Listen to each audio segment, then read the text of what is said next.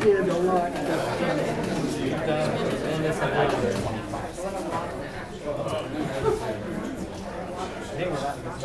Yes, sir. Lucky.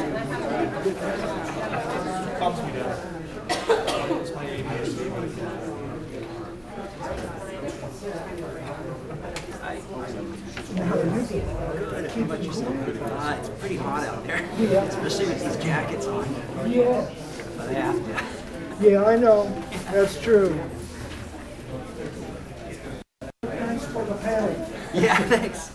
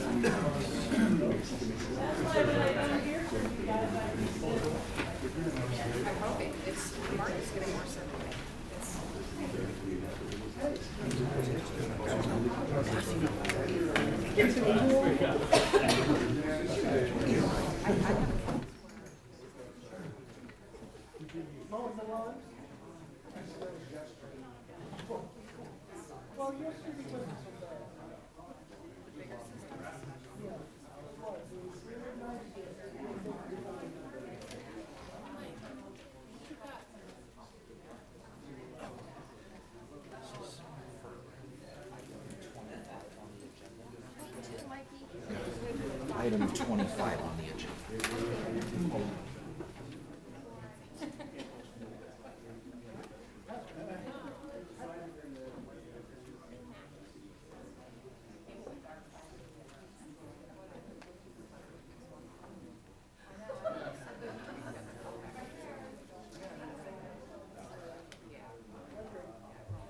Hey Arthur, how are you?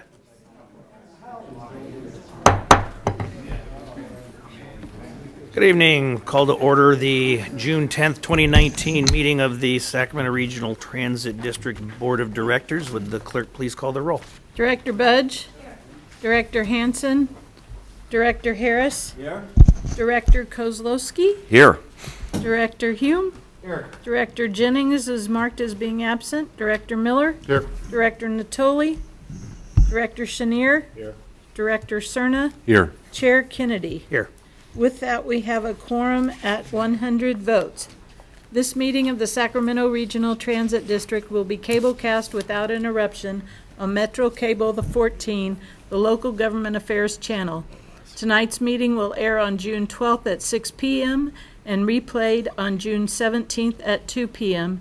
and will be webcast at www.sacmetrocable.tv. It is also closed caption. Members of the audience wishing to address the board should fill out a speaker card located at the rear of the room and provide it to me or Adam. Please speak into the microphone and state your name for the record. We would appreciate everyone turning off their cell phones. Thank you. Thank you. Would you please stand and join me in the Pledge of Allegiance? I pledge allegiance to the flag of the United States of America and to the republic for which it stands, one nation, under God, indivisible, with liberty and justice for all. Madam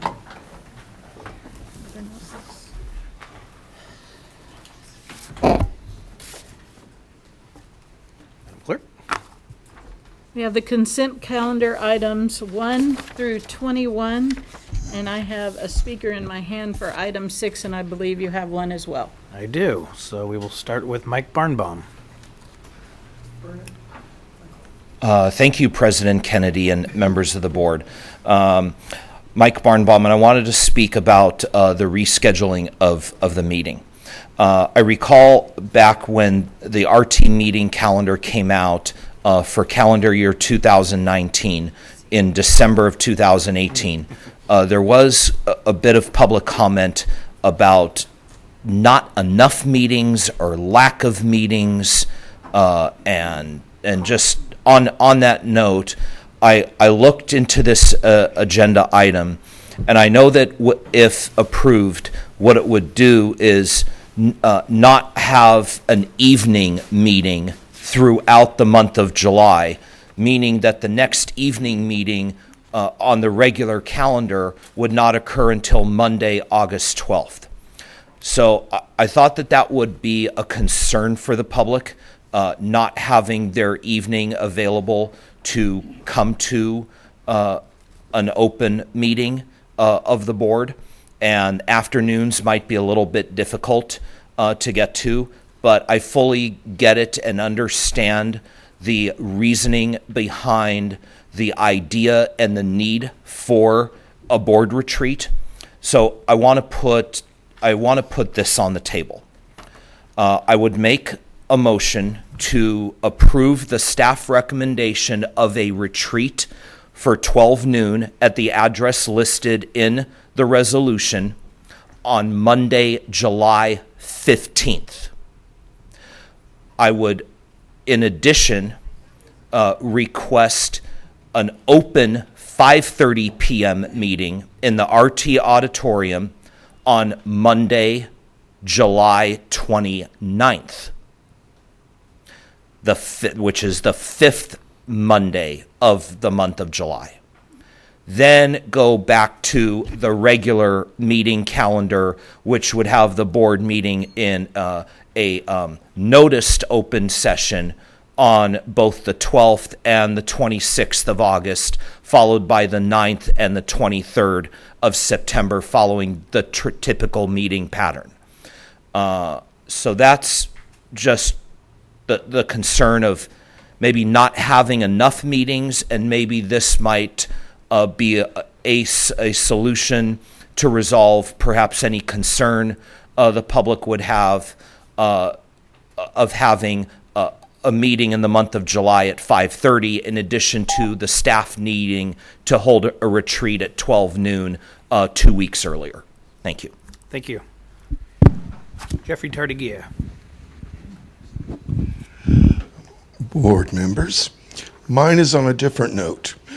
Since you are meeting in a wonderful, indeed old building, if on the way up or on the way down, you would consider looking at the way the disabled have to enter and exit that building.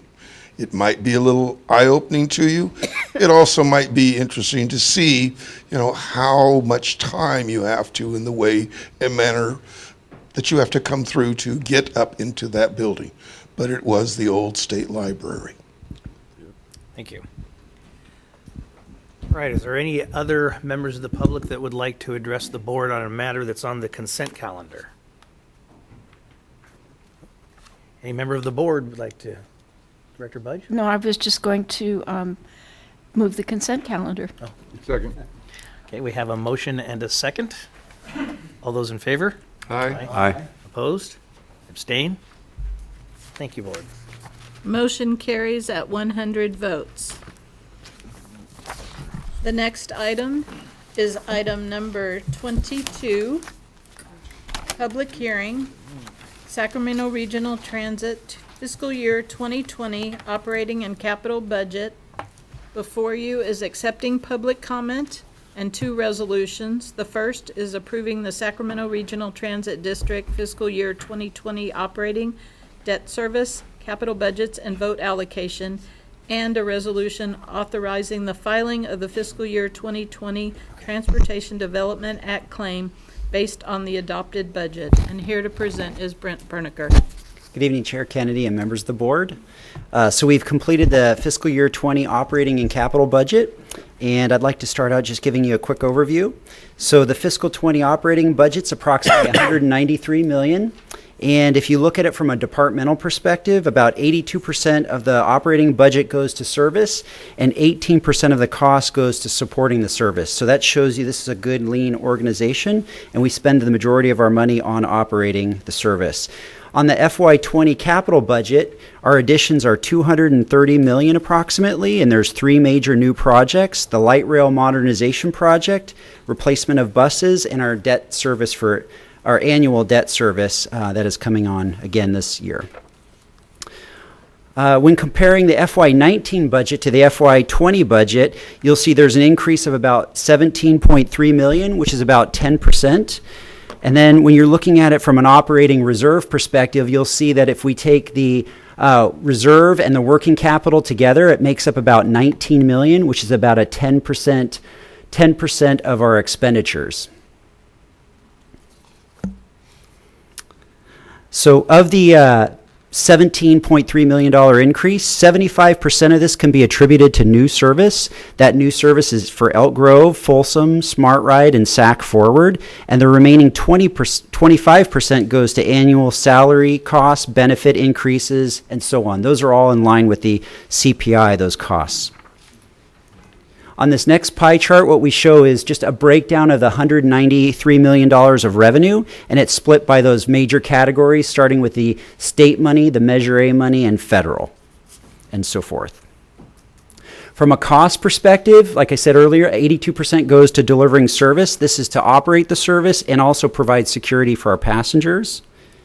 And then the next chart shows a breakdown of the cost by service type. So you have 53% of the cost going to bus service, 30% goes to rail, and the remaining goes to public safety, paratransit, and ADA services. On the capital budget, we also have a breakdown. This is the budget we have in front of you is the additions. So this adds up to the $231 million, and it's broken down by 146 million goes to fleet and about 60 million goes to infrastructure.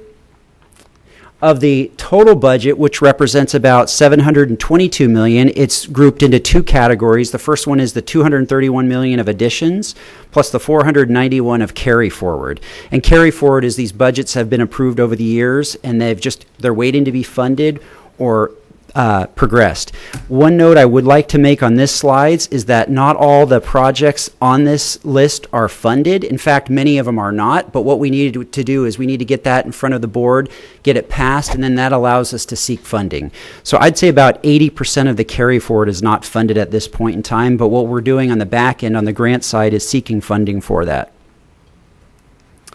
This next graph shows the reserve balance over the past 5 years and actually into this current year. And what you'll see is on the blue area, it represents the actual cash reserve that has been set aside. And then we also have an orange color, which we call working capital. That has allowed us to put that money aside so we can actually use that when we negotiate a new line of credit. Hopefully that will allow us to reduce the line of credit. And if you look at the estimate, we're estimating for fiscal year 19 a budget surplus of about $5 million. If I'm already looking at the April numbers, we're a little bit higher. So that's a really conservative number. I think it's going to be a lot higher than $5 million. So let's just conservatively, I'll keep it at $5 million. So that's a good sign and a good, healthy organization. One other thing I wanted to point out on this is, as we build that working capital, what we want to do is we want to lower the line of credit. And the thought is going to be either we're going to try to eliminate that line of credit or at least reduce it to about $10 million. There are some times when you have capital projects where the funding doesn't come in immediately, but you have a grant that allows you to spend the majority of the money, and the capital funds may need to be available for a short period of time. So we may want to keep a small line of credit for that purpose, or if sales tax comes in a little bit a few months later, just based on administrative paperwork, we want to have that in place. So that's something we'll be bringing back to the board. When it comes to public comments, what we did is we compiled some of the public comments that we got from individuals. I've listed all the public comments here. I think what was really important about this process is that we sought feedback and we listened to the users of our system. And one of the changes that we made and we heard really loud is people want more customer service for weekends and more outreach as a result of SAC Forward. So we are going to do that. We've included that in this next year's budget. And then from an outlook standpoint, if you look at our number one priority is finding funding to replace the light rail vehicles. And I'm just going to kind of touch on that really quick.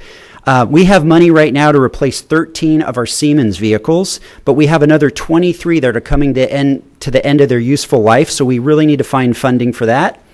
The next set of cars that we have are referred to as the UTDC cars, and those have about 4 to 5 more years left on those cars, so we're going to really need to find replacements for that. And then the last set of vehicles we refer to is the CAF cars. It's a Spanish company that developed these cars.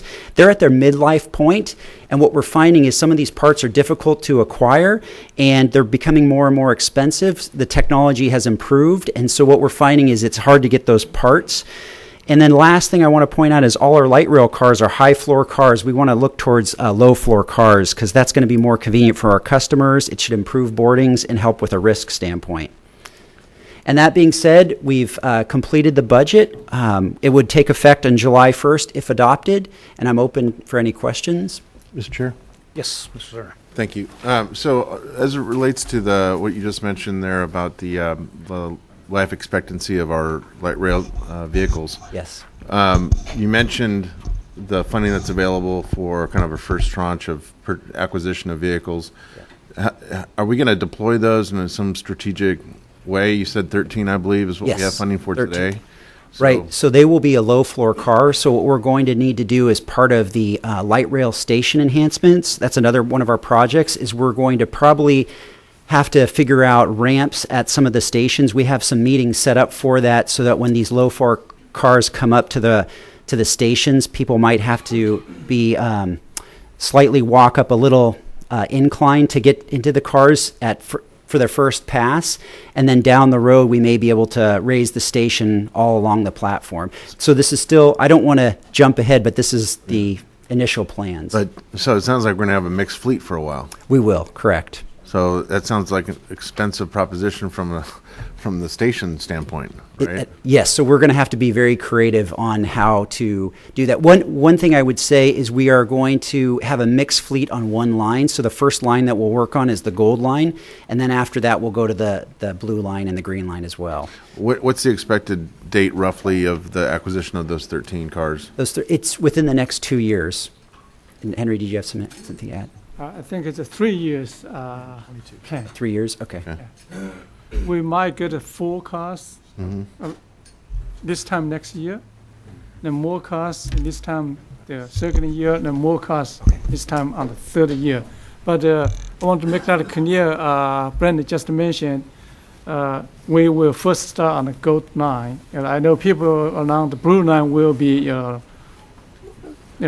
concerned about that. But the funding from the state is specifically for the gold line, because the double tracking on the foursome and link all those together. I mean, you cannot really use the limited money on every line, and that's practically not feasible. So, yeah. Thank you. You're welcome. Any other questions? Nope. Believe it or not, I don't have any cards on this item. So, bring it back to the board. Is there action from the board? Move approval? I'll second it, but I do have one issue, and that is in the budget, we've lowered the amount going towards paratransit. We're still in negotiations with paratransit, and even if we were to reach an impasse, it would not reflect that new amount that's shown in our budget. So I would hate for us to have to come back and ask for a budget amendment on that item when it seems like that's still in a state of flux. Okay. Let me answer that Sure. question. We actually We do have a some flexible money in the overall budget. If we need to move a little bit of money to the PI, then we can.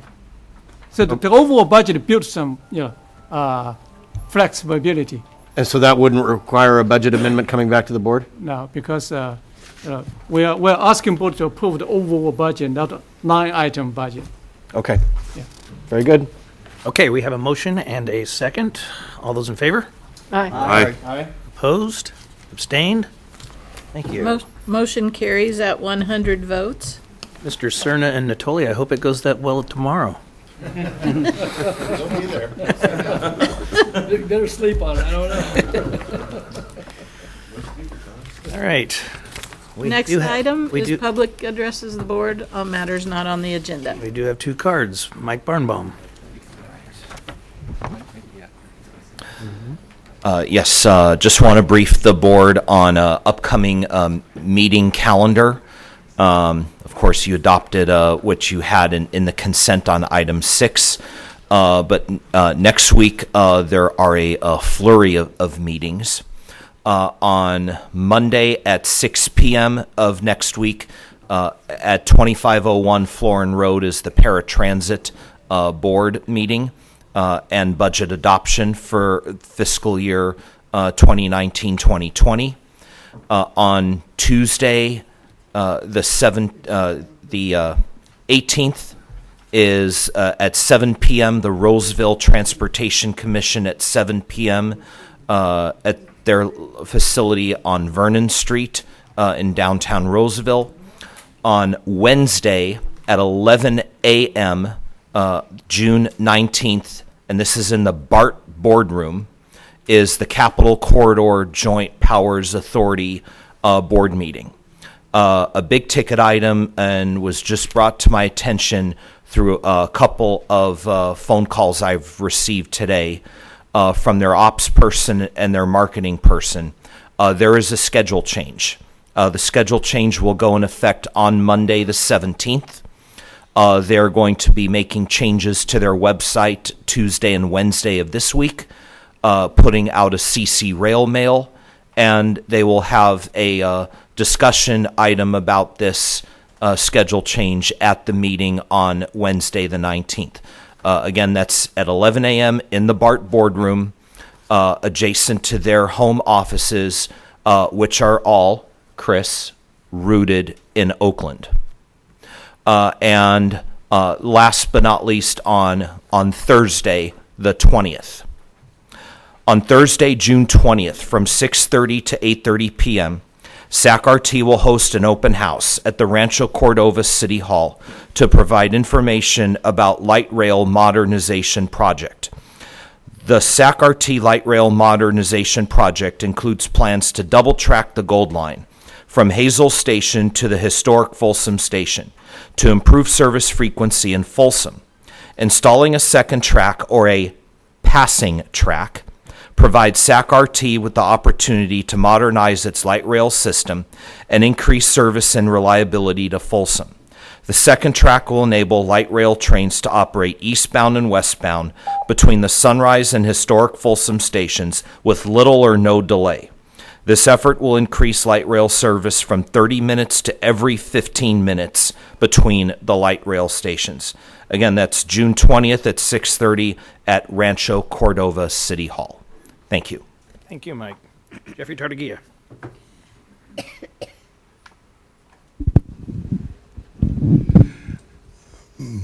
Jeff Tartagia. My public comment related to some very nice action, quick action that Steve Henson and Chris, I hope, helped out with. The 14th Street and L has a bus stop that they tore out. This is the one for the community center. And in the 100+ degree heat, we had people that had no stop, no shade anywhere around this location. Because this is also the primary YOLO bus stop, reminded that when they moved it to the new proposed location, basically 200 feet, should we say, further east at 14th Street arena area, they didn't consider that because there is not, with the trash cans, the lack of, should we say, parking through there, of trying to get one bus in there, much less 2 buses being needed at that location, because YOLO generally runs an every hour service, so there's a lot of time where there's a layover there. But that was something that is a C3 project that met for the first time at the same time as this RT board meeting occurred several months ago. Asked these questions, and clearly the answers that they gave me were not matching up to the actions that have been occurring. But I appreciate RT's involvement to see that this situation could very quickly be corrected, particularly in this degree of heat. Now, the other thing I'm going to turn around and offer as public comment is at your board meeting retreat that you are scheduling next month. I suspect you won't invite any of the ambassadors for any public comments or to you guys, but I would offer that Roger of your IT department might offer some insight into projects that might be helpful to the board to have additional insight into. I do not know whether you realize some of the projects that Roger has been percolating and working on through there. And I hope I've used up my minutes properly. Thank you, Jeffrey. Arthur Ketterling.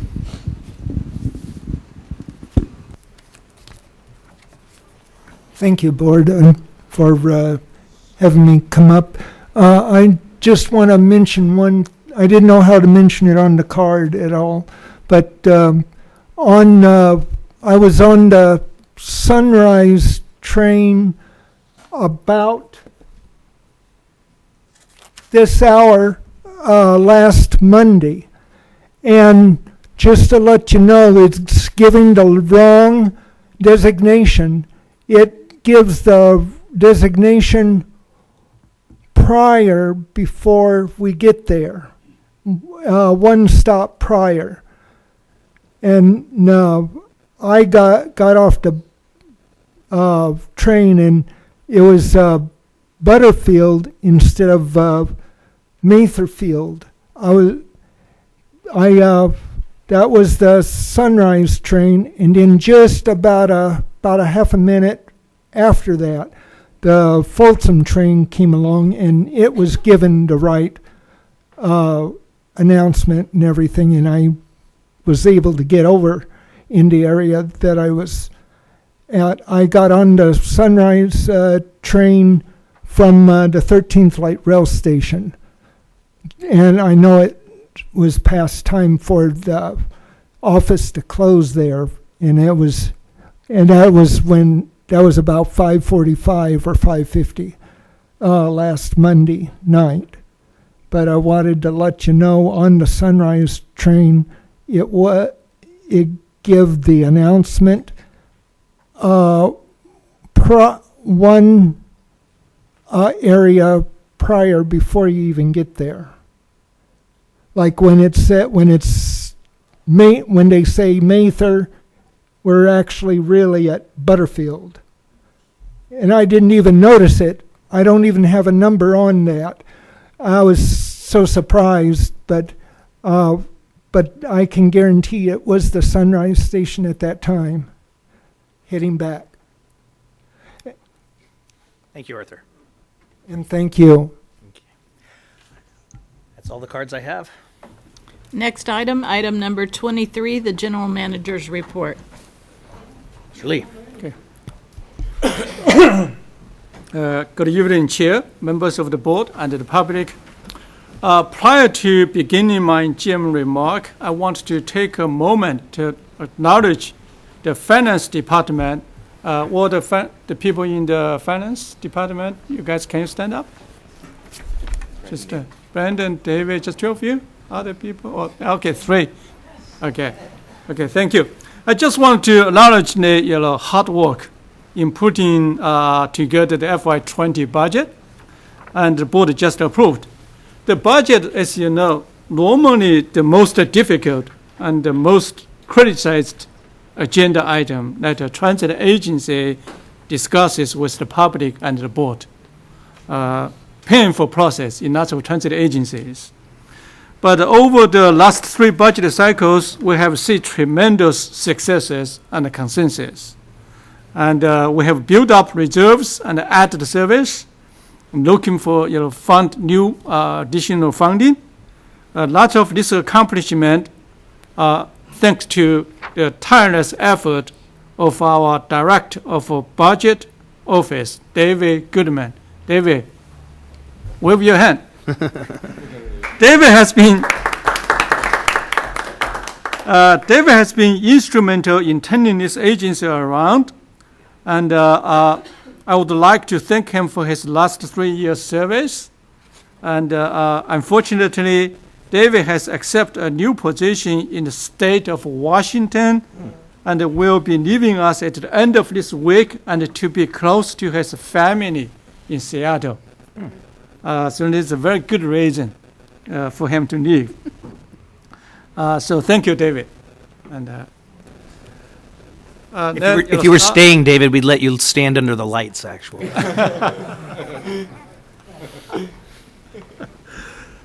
Since the last board meeting, we have had some great check-in meetings with our regulatory and funding agencies at both the state and the federal level. In May, Chair Kennedy, Vice Chair Hansen, and I and the staff, we have had a great meeting with the new FTA Regional 9 Administrator. We talked about various initiatives and awards SACRT has implemented and received over the last couple of years. At the end of May, we met with California State Transportation Agency new Undersecretary and Deputy Secretary and other key staff. The new secretary will be on board later this month, so we didn't get a chance to talk to him. California STA awarded us $85 million to assist with our light rail modernization effort last year, and we update them on the progress, and they gave us some great tips on how to be even more successful to request more grants this October when another $1 billion in funding will be made available statewide. Last year, we virtually doubled our share, get the grant, which is double than our share based on the population. 2 weeks ago, after 3 months long staff, research and discussion, I attended a meeting convened by Congresswoman Matsui, Mayor Stenberg, and Mayor Caboton to discuss the streetcar project. As you all know, early this year, the construction bids for the project came in way over the estimated budget.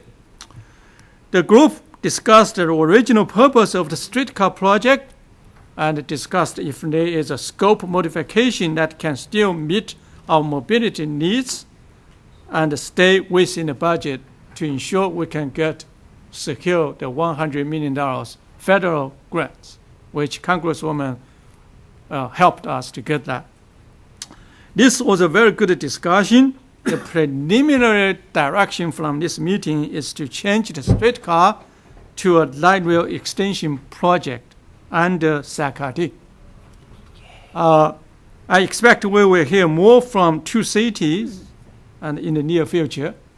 The proposal was to have 2 city councils to have a joint meeting and make the final decision. Unfortunately, Mayor Stenberg left in the middle of the meeting, so staff probably already briefed him about the final decision, the preliminary decision. At the end of May, I had the pleasure. Henry, Director Harris has a question. Henry, before you move on, did you discuss the aspect of the JPA in this decision-making process? We didn't touch that at all. That meeting just simply ignored that that issue. Okay. I guess it's just 4 JPA board members. You guys just a core meeting. Make whatever decision you guys want to make. Okay, we'll get right on it. I'll brief you later. In more details on that. But that meeting did not talk about JPA at all. But it was very clear the light rail extension project will be under SACRT. Okay. At the end of May, I had the pleasure of attending 2019 APTA's Mobility Conference. I was invited to participate on a panel discussion regarding emerging technology and innovation in transit. it is very clear that SACRT is at the forefront of industrial innovation. While other agencies might have tried or implement one or two innovation programs, such as microtransit or mobility mobile app or integration with micro mobility or route optimization or other initiatives, SACRT has developed or implemented nearly all of these best practices. Our microtransit service is one of the highest performing programs in the nation, and actually we carry the most ridership. And our new bus network is certainly a best practices. It is always a privilege to talk about this, and actually Congress Highway and Transportation Committee called us last Friday to invite us to testify and a panel discuss the new mobility initiatives, especially microtransit, in front of the Highway and Transportation Committee, likely on June 24th. We are trying to secure the time and the details. In the meantime, as we prepare for the implementation of SACRT Forward Elgrove service transition, which we are in a great status of preparing for this Elgrove transition, and embrace a possible Measure A ballot in November 2020. We work very closely with STA staff and consultant, and especially the STA board members, and we have multiple STA board members here. Thanks for your strong leadership. And we are launching a massive marketing campaign. We started 2 weeks ago to inform the public that we're constantly seeking reform, changes, and improvements to not just meet and to exceed our customers' expectations. And I would like to ask Deborah Selenis to present an update on the overarching campaign. After that, I will invite our senior manager of transit agent program, Vincent Betty, to talk about the transit ambassador program reorganization. Okay. I know, right? Deborah. Thank you, Henry. Good evening, Chair Kennedy and members of the board. Tonight, I will be providing an update on SACRT's comprehensive marketing campaign. Before I go into the campaign details, I would like to provide a brief update from the last board meeting on the new bus stop sign design. The SACRT Forward team held a public open house on May 23rd so members of the public could review the new bus stop signage and provide comment. I am extremely happy to announce that everything went really well and we received all positive feedback. When we started the design process, the first thing we did was to make sure that it met all ADA requirements, which includes 3-inch route numbers, proper color contrast, and reflectivity. The new signs not only feature a bold new look, it also has information printed on both sides of the sign. The current design only has the route number listed on one side and the bus stop number listed on the back, which makes no sense when you think about people approaching from different directions. On the left side of the screen, you can see the image of our current bus stop sign, which looks tattered and weathered. With the launch of the new bus network, we want to make this opportunity to freshen up the signs and to improve SACRT's branding. I'm also showing you 2 of the 3 color options that we provided to the public. Both meet the standard for color contrast. However, we will most likely move forward with the middle version, which is the brighter of the 2, since it's more vibrant and it will keep consistency with the current branding. The new design incorporates artwork from SACRT Forward, which I'll try to highlight here, the 3-inch route number, the destination, contact information, the bus stop number, the logo, and most importantly, the universal symbol for bus for those passengers who may not have who use English as their main language. Now for the campaign update. This is where the cheerleader in me comes out. If you've traveled on one of the major freeways in the last 2 weeks, I hope that you've noticed one of SAC-RT's new digital billboard ads, either on Highway 99 or 50 or Interstates 80 and 5. The new billboard ads were the launching point of our new Forward campaign concept. This theme will be carried throughout the marketing and outreach materials. The ad on the screen is focused on convenience and reliability. Forward motion, 7-day service means your transit system is always there for you. Each ad will have a different focus. Here's another example. Looking forward, a new frequent, safe, and clean transit network will move you to more places faster. Each and all, we will have a mix of 26 digital and static billboards displayed through the end of October throughout all of those major freeways and interstates. What's really exciting about the billboard ads is that they're actually geo-targeted. So when a person travels near one of the billboard ads, pop-up banner ads will display it on their smartphone. I know they can be annoying, but they're really important because these are some of the examples. But the pop-up ads will help us track the success of the campaign through click-throughs, which means that people will click through to learn more about the project. A significant portion of the campaign is focused on safety and cleanliness. Over the last year, the City of Sacramento and County of Sacramento held a series of listening sessions with a broad range of groups and individuals to gather feedback on transportation priorities, opportunities, and talk about future collaboration. What we heard through this process is that some non-riders still have the perception that SAC-RT is not clean or safe, prompting staff to invest more to promote all the positive initiatives that we've been implementing over the last 3 years and have resulted in SAC-RT receiving several awards, including the National TSA Gold Standard Award for Security, the highest standard of excellence. We are taking this very seriously and have invested up to $400,000 in advertising and outreach programs to build awareness of the historic changes SAC-RT has and will continue to make to improve mobility in the region.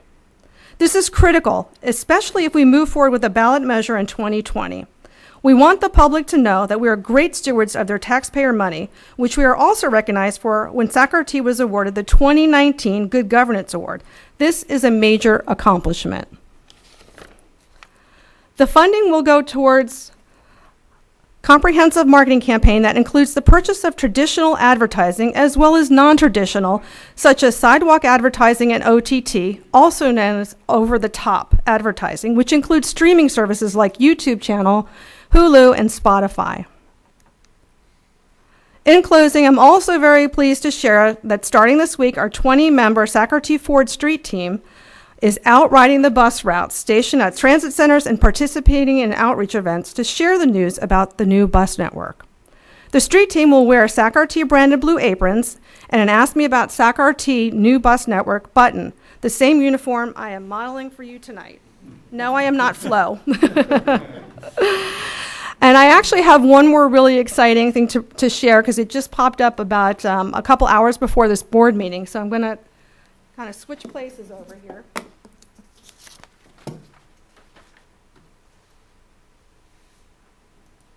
So we now have a new landing page. We now have a new landing page at sacrt.com/forward, and this is what you'll see. When you scroll down, it has different click-throughs. So it talks about convenient. This is where the public can click the main routes and get information about each of those routes. Under Safe, you can see all the information about the latest initiatives that we've implemented. And of course, the same under Clean. You can get information about it. But the best part about this, actually, is for the public, you can now go on and future trip plan for yourself. So you can prepare trips for the new service that's starting September 8th. So you can just enter your origin and destination, and it will give you all the new information on all the new routes and connections. And we're using this as a pilot too to start with, so we're hoping the public can click around and share. And if you have comment about this, if you see anything that's of concern or something you want to share positive, we hope that you will contact customer advocacy at customeradvocacy.com or at their main phone number. With that, I will be happy to take any questions.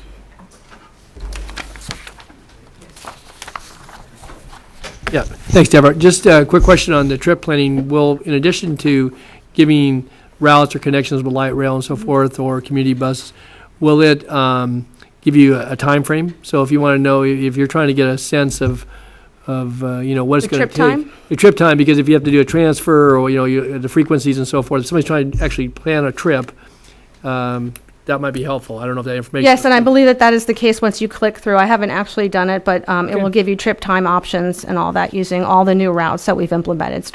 So if you want to prepare for September 8th or beyond, Yeah. up to 5 months, it'll trip plan for you. Oh. And then we're hoping that the public will test this out and let us know if they have any concerns or compliments, anything like that. And we'll also show linkages with feeder bus services that, come in from, whether it's the Amtrak or from the South County. It will not do that at this point, but it will show connections with other SAC-RT routes and buses and trains. Okay, but where you connect in from outside the community, it won't show where you might meet up with those. Not yet, because it's the pre, but once it's implemented, it will show that. Very good. I think it's good service. Yeah. Thanks. Any others? Nope. Okay. Thank you. Thank you. Well done. That's great. All right. Got me set. All right. Good evening, Chair Kennedy and members of the board. My name is Vincent Beatty. It's been about 3 years since I've seen you all when I was talking about the Transit Agent Program. Really excited to talk to you about our new vision in the Fare Inspection Department, which is the Transit Ambassador Program. I don't have any buttons or drop-down menus or aprons like Deborah, but we're going to get through this. I've got stickers, yeah. So this next slide that I'm going to give you is going to be the only slide that we read through together. It's a reorganization purpose. SAC-RT management and RTPS staff have been carefully reviewing and assessing the transit agent pilot data, the transit agent pilot data over the last couple of months to move forward with implementing a new permanent classification that also fulfills SAC-RT's Customers First initiative. Based on that data and feedback from our customers, we will be implementing a new set of transit personnel that will provide a mix of fare inspection and customer service related functions to further enhance the program's benefits to our customers and communities. Deployment plan. This is to give you an idea of our deployment plan. I would be on the top, senior manager with the 30 station guards being on the bottom of this deployment plan. This new structure is just another way to look at the deployment.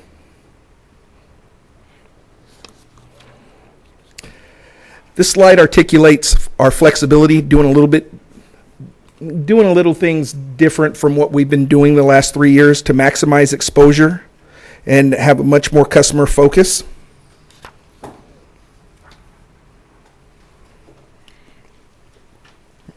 Part of that maximizing the focus something different that we've decided to do is put our agents in zones versus just bound by a schedule. They will still be bound by that schedule during peak hours, but after peak hours, they will go into zones. Here's one of our zones. This is a weekday zone. It's broken into 3. Gold line is zone 3. North blue is zone 1. South blue is zone 2. Weekend zone coverage is broken into 2 zones. Blue line is 1, and the gold line is zone number 2. So the TATO system benefit, it's all about customer service. We want our forward-facing employees to deliver a positive and fun experience. Some of those traits are done through visibility, as the new program will call for the ambassadors to move every 2 stations versus being stagnant on a train. They will move. The train's at 39th, they'll be moving by 59th. Train cleanliness, it will help pick up some of the debris that's on the trash, loose newspaper, or on the train, loose newspapers, stuff that they can pick up, report any hazards or defects. The lead, I'm really excited about this one. This is something different for us, and it's like a a team captain. If any of us played sports, it's going to have that motivation like a team captain. It's a new classification. It's assuring that the workflow is good and happening. It's leading the way, and it's actually it's going to be a good deal. The guidance. So one of the things that we have found out is that the old transit agent was left out. They're just writing the system, check and fare. This person is going to kind of give them a nudge to do the right thing. Like I said, a team captain, a motivator. Contracted guards. We're still going to have guards, and they're going to help supplement our level of service. We will be able to reassess the guards' deployment every week if we want to. The beautiful thing with the contracted guards is if it's not working out with them, we can redirect them in other places. If we need more guards on trains, if we need more guards in the stations, we can move them a lot easier than we can our own employees because of contracts. And this is another example of our approach to cover peak trains and zones. Weekend coverage captures the hours we believe families and new riders might take our system. You know, I believe the hours, if I'm a new rider or new to the area, that might, 10 to 6:30 at night might be something that I might come out and try light rail.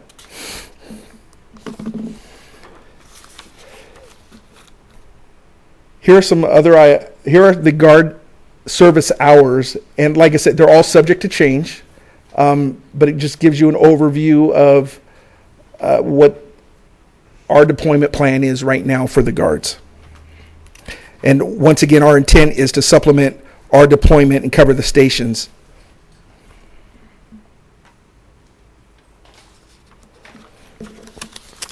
System covers.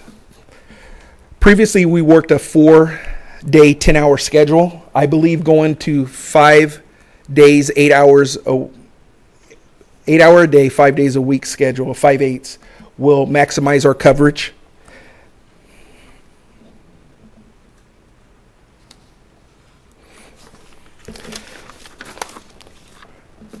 Meetings and trainings. Our intention is to reinforce our mission throughout the year. Everyone involved in our effort will meet on a continuous basis.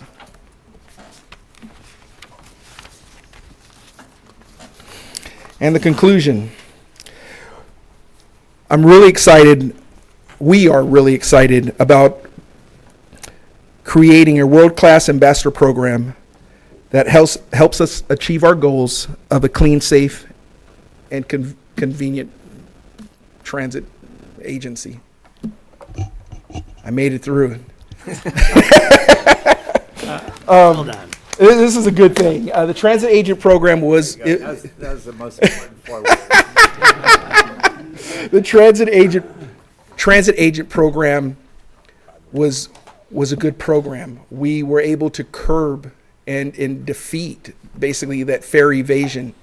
And now this transit ambassador program is going to help us, launch us toward that customer service aspect that I believe we were missing.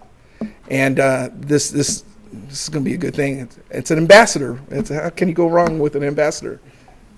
So just to add on that, this program will have more staff, more coverage, and more presence throughout the system with the same amount of the money. The reason for that is just give 3 numbers. One, to hire a security guard, $45,000 a year. To hire a TA, transit agent or transit ambassador with the pension plan, $65,000 a year. To hire a police officer is $95,000 a year. So add a little bit more security guards because it's much cheaper. So we can hire more staff, to cover our system. The second point I want to emphasize, I know our ATO leadership is not here, I want to really sincerely thank our ATO leadership for being flexible with us to let us to seek the best practices. Ralph Neers is the ATO business agent, and he and his team really demonstrate strong leadership and business mind leadership to make, to allow us or agree with us to make this change. Thank you. Any questions? Thank you very much. Thank Good you. job. Next item, item 24, the paratran. Hang on. We do have one card. Sorry. Sorry about that. Mike Barnbaum.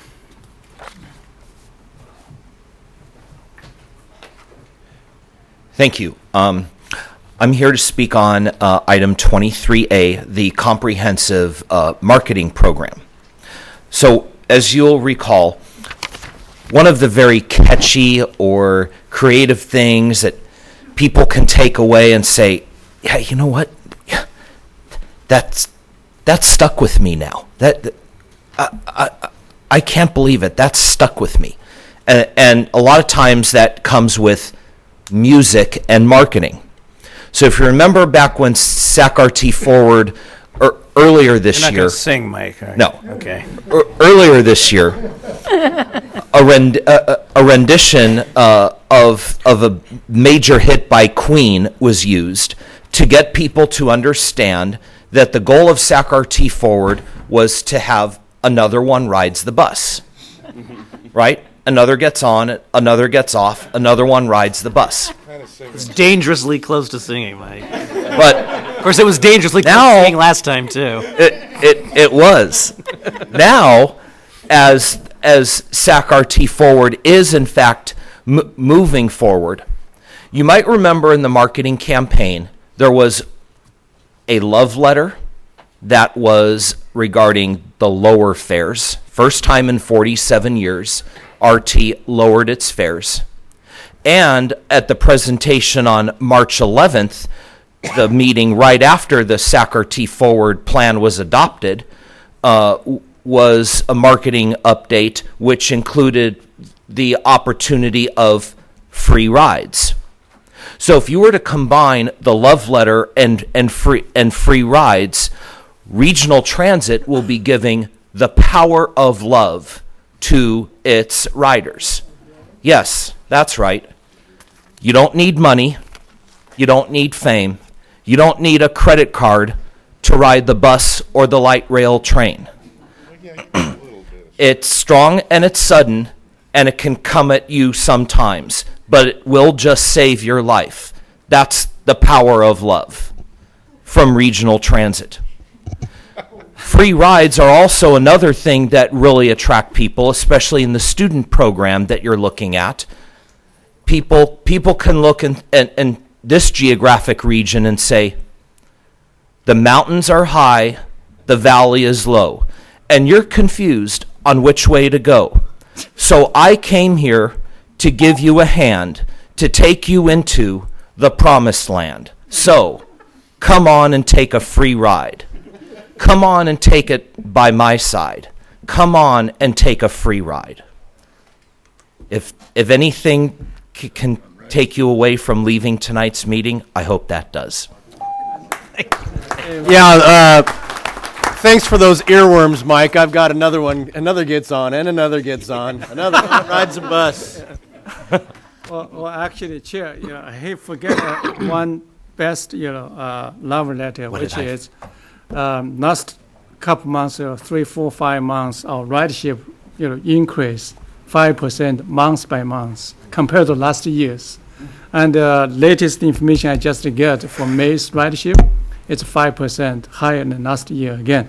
So by the end of this year, the fiscal year, our ridership will match last year's ridership. That is a big turnaround. And with thanks to Director Chenier for the students free program, and likely we will have the free pass for all students within the county after that. our ridership will surge very likely. That is the best love letter we needed to, to promote, and also, feel proud of ourselves. Take that midnight train to Folsom. Hey,